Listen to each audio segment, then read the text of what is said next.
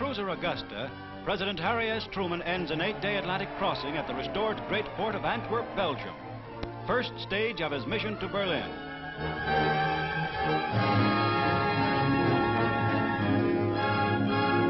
United States Ambassador Sawyer, General Eisenhower, and Admiral Stark come up the Augusta's gangplank to greet Mr. Truman.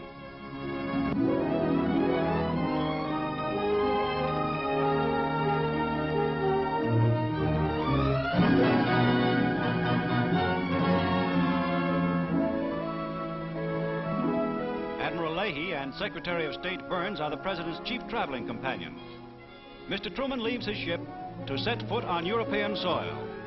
Driven to Brussels Airport, President Truman takes up his trip by air. He boards the presidential plane for the flight direct to Berlin and the three-power conference with Generalissimo Staline and Prime Minister Churchill.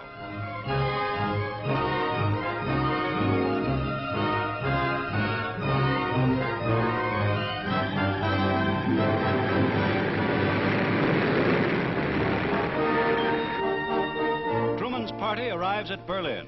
Secretary of War Stimson, Secretary Burns, warmly greeted by Ambassador Gromyko. The American president comes to Germany.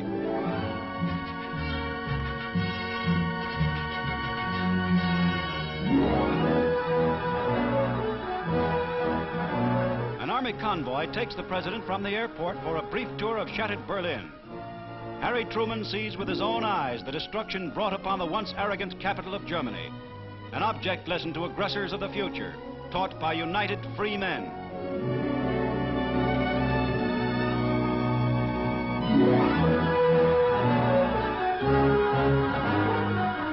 Winston Churchill is Truman's first caller at United States headquarters in Potsdam. And Joseph Staline meets the new American member of an historic triumvirate for the first time.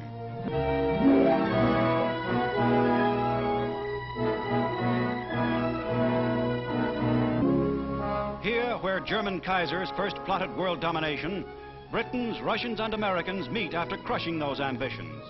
They face far-reaching decisions. As was Franklin Roosevelt before him, Mr. Truman is named chairman of the conference.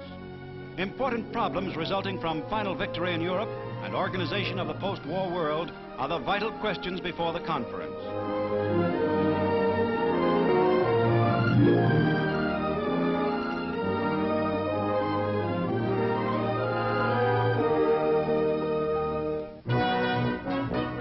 During a respite from conference duties, Commander-in-Chief Truman inspects the United States 2nd Armored Division lined up on an autobahn outside Berlin. Just one of many mighty United Nations combat units that brought Germany to defeat.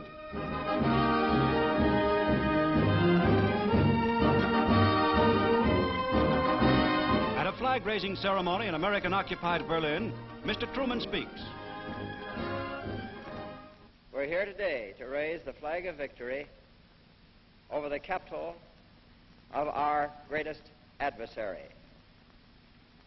In doing that, we must remember that in raising that flag, we are raising it in the name of the people of the United States who are looking forward to a better world, a peaceful world, a world in which all the people will have an opportunity to enjoy the good things of life and not just a few at the top.